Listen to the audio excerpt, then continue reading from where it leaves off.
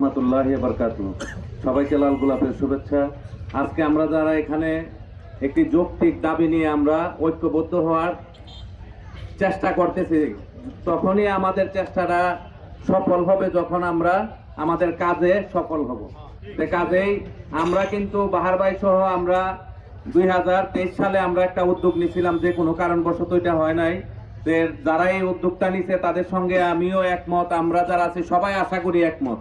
তাদেরকে যেভাবে আর্থিকভাবে, শারীরিকভাবে, মানসিকভাবে, প্রশাসনিকভাবে যেভাবে সহযোগিতা দেওয়া লাগে আমি ব্যক্তিগতভাবে দিব, এবং আমরা সবাই মিলে তাদের সঙ্গে সঙ্গ দিব। ইনশাল্লাহ আমাদের সুফল আসবে। আমরা মনতলা যে দাবি আজকে ট্রেন স্টপেজের জন্য, হরসপুর আর মনতলা দুইটা স্টেশনের ক্যাটাগরি কিন্তু ভিন্ন।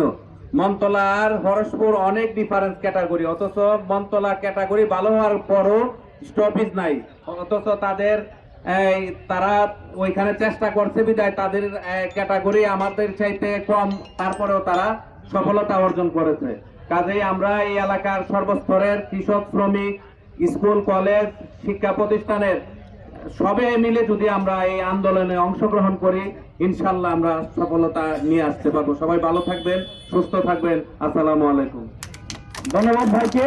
এখন আপনাদের সামনে সংক্ষিপ্ত বক্তব্য নিয়ে আসছেন মোশাররফ হোসেন ভাই। মোশাররফ হোসেন ভাইকে কথা বলার জন্য অনুরোধ জানাচ্ছি। আচ্ছা,